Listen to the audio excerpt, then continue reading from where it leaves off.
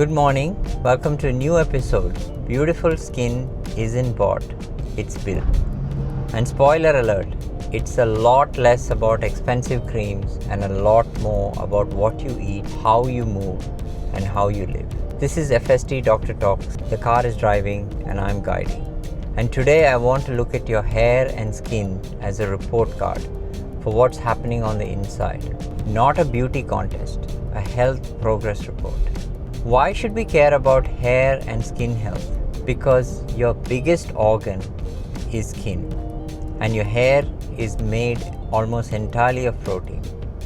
If your body is struggling, it quietly starts cutting corners on the non-essential stuff, like glowing skin and lush hair, long before your heart or brain complain.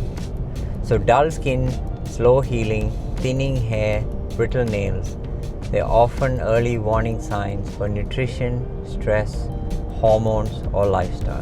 The big myth: most people reach for a new cream, a new serum, or a new shampoo, or maybe a new injection.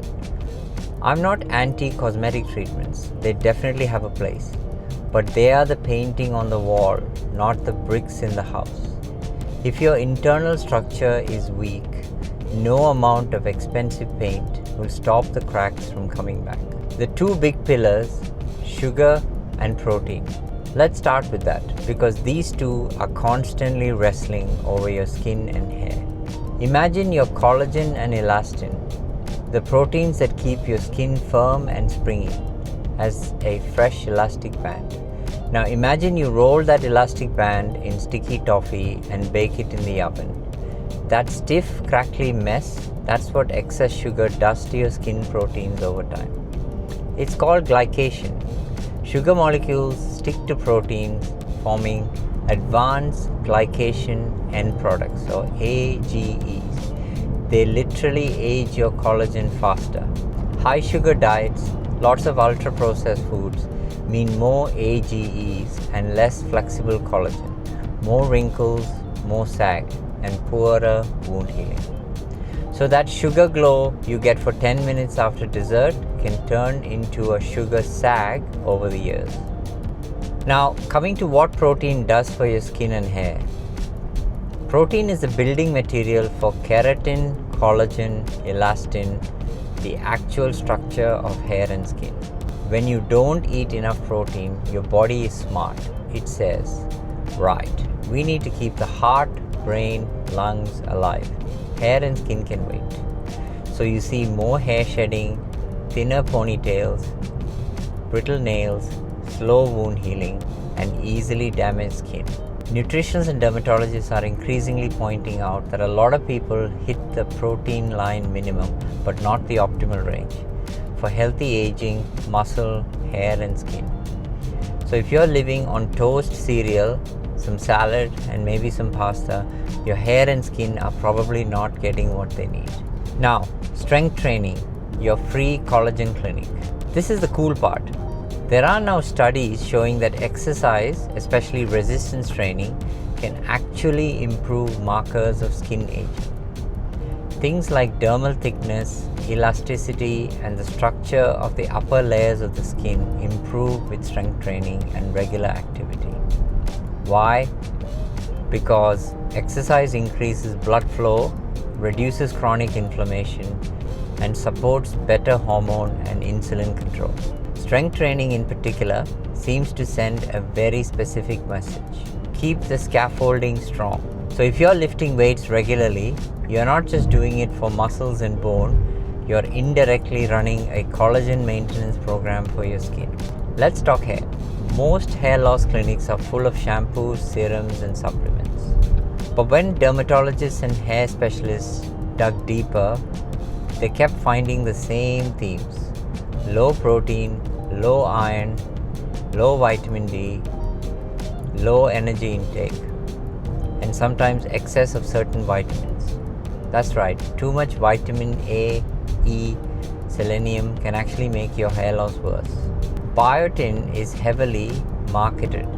This is B6, but the evidence is clear. Unless you have a true biotin deficiency, extra biotin does not magically regrow hair. can also mess up some blood tests.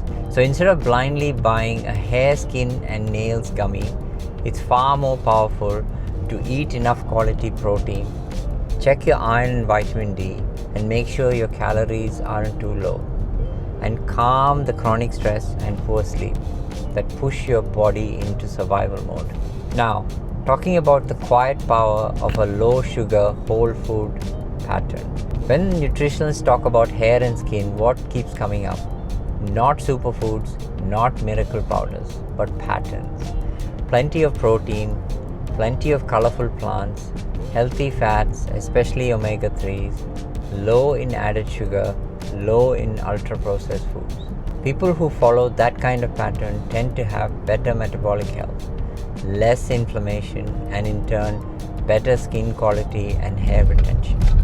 Now, just a quick section on acne. If there's anyone listening with acne or parents of teenagers who have acne, for years we were told diet doesn't really affect acne. But better studies have come out. Randomized controlled trials show that low glycemic load diets, less bread, less sugary drinks, less ultra-processed carbs can improve acne lesions because they improve insulin sensitivity. We know that high sugar can drive insulin and insulin-like growth factor up, which pushes the oil glands harder and increases inflammation in the skin. So no, a single chocolate bar doesn't cause acne overnight, but a pattern of high sugar and junky carbs can absolutely fan the flames. Some people notice that their acne worsens with high intakes of certain dairy, especially skim milk. The evidence isn't perfect, but it's strong enough that many dermatologists would suggest a trial reduction if this is the case. So, for acne, the internal basics are lower your added sugar, lower ultra-processed and high GI carbs, prioritize protein and fiber, include omega-3 rich foods, and don't fear appropriate medical treatment early because scarring can be permanent. Diet is not a magic cure, but it's a big lever that you can control multiple times in a day. So then what about supplements? Let's be honest, supplements are a big business. But here's the boring but honest summary from dermatology and nutrition reviews. If you are deficient in something like iron, vitamin D, zinc, or you're not getting enough protein, correcting that deficiency helps nails, hair, and skin. If you are not, mega dosing random vitamins usually does very little for hair and skin and can occasionally make things worse. So think of supplements as targeted corrections, not magic beauty pills. The real work is still done by your daily food, sleep, and activity. Now let's talk about lifestyle, the unsexy, powerful stuff. Let's run through the boring but powerful list. Sleep. Your skin repairs at night. Chronic sleep deprivation shows up on your face very quickly. Stress. High cortisol can worsen acne, hair shedding, and slow skin healing. Smoking and vaping. This is brutal on collagen and blood flow.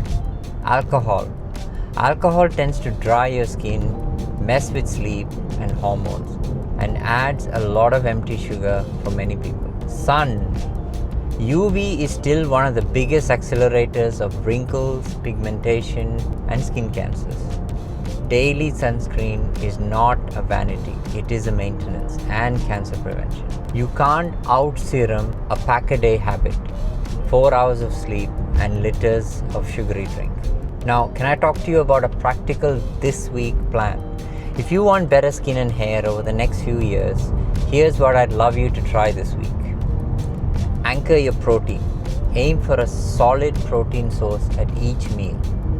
Eggs, Greek yogurt, fish, chicken, tofu, lentils, beans. Slash your added sugar. Start with the drinks, swap the soft drinks, energy drinks, and big fruit juices. Try water, soda, tea, coffee without the sugar. Can you start or upgrade strength training? 2 to 3 sessions a week.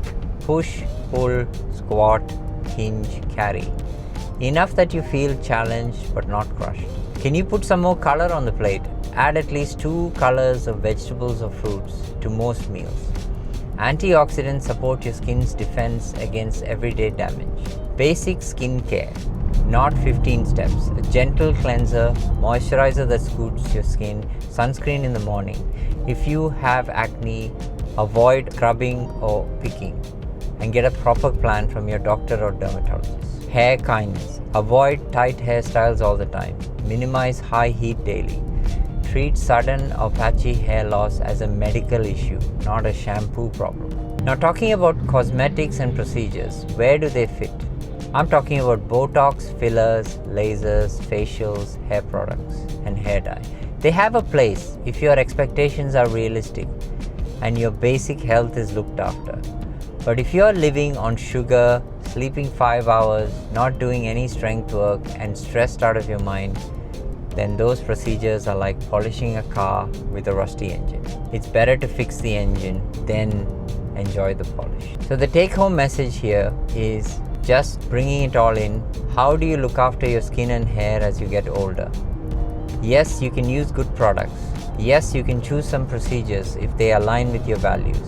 But the big levers are protein over sugar, strength training over sitting, whole foods over ultra-processed foods, sleep and stress care, sunscreen, not sun worship. Your future face and hair are being built quietly. So what you do today, this week, this year, it matters.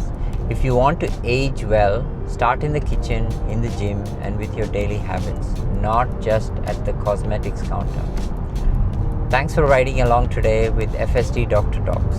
If this helped, please share it with someone who's spending a lot on their face but not much on their health. And remember, I let the car drive, but you can drive your lifestyle. Please feel free to add any questions or comments, and please give me ideas for new videos. Thank you for watching.